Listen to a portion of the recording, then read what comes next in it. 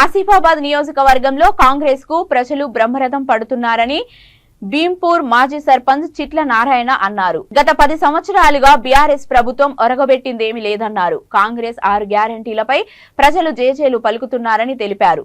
గ్రామాన విస్తృత ప్రచారంలో ప్రజానీకం కాంగ్రెస్ కే పట్టం కట్టిందన్నారు.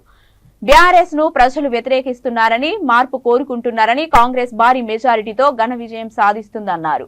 ఇక్కడ కాంగ్రెస్ అభ్యర్థి అజ్మీరా షామ్ నాయక్ దే గెలుపని చిట్ల నారాయణ అభిప్రాయం వ్యక్తం చేశారు.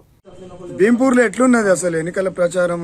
బీఆర్ఎస్ దేవ నడుస్తుంది అని అంటున్నారు. ఇవాళ చోర్పల్లి భీంపూర్ గ్రామ పంచాయతీలో గత 15 సంవత్సరాల నుంచి చూస్తే కాంగ్రెస్ పార్టీకి సంపూర్ణ మెజార్టీ ప్రజలు ఇవ్వడం జరుగుతుంది.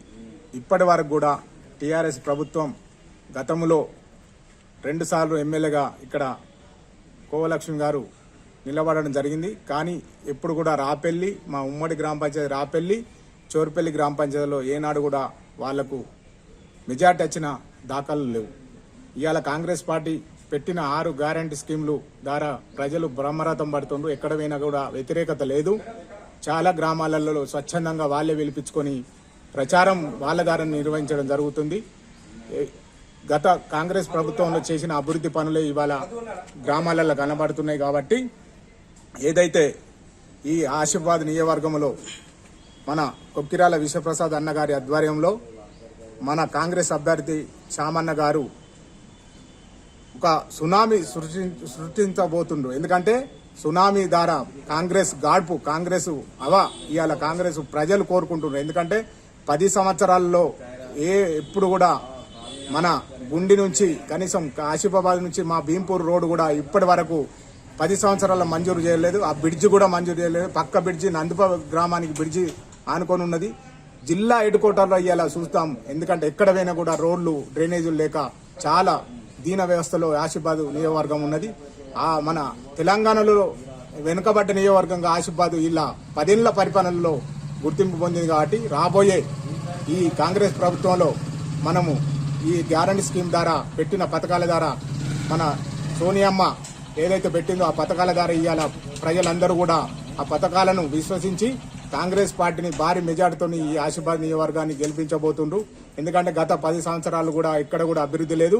బంగారు తెలంగాణ ఒక కేసీఆర్ కుటుంబమే అయింది. కానీ బంగారు తెలంగాణలో ప్రజలు ఎవరు కూడా బాగుపడలేదు. ఎక్కడ కూడా అభివృద్ధి ఎక్కడ వేసిన కొంగడి అక్కడనే ఉన్నది. అభివృద్ధి అనేది జరగలేదు. కాబట్టి ఈ రాబోయే 10 సంవత్సరాలలో ఎక్కడ అభివృద్ధి కనబడలేదు.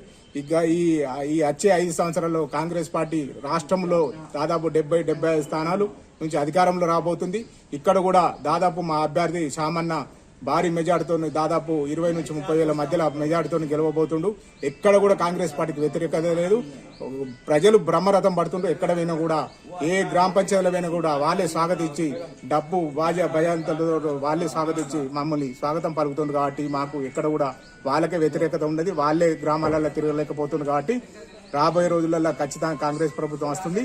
ప్రతి ఇంటికి ఇందిరమ్మ ఇల్లు ఇస్తాం. ప్రతి ఇంటికి మన 4,000 పింఛన్ ఇస్తాం. ప్రతి దాదాపు 500 గ్యాస్ సిలిండర్ ఇస్తాం. రుణమాఫీ 2 లక్షల రూపాయల రుణమాఫీ పెట్టిండు. గత రాజశేఖర రెడ్డి ప్రభుత్వంలో ఒకటేసారి ఏకకాలంలో 70,000 కోట్లతో రుణమాఫీ చేయడం జరిగింది. ఇవాళ కాంగ్రెస్ ప్రభుత్వం ప్రతి ఒక్కరు కూడా రుణమాఫీకి అర్హులు.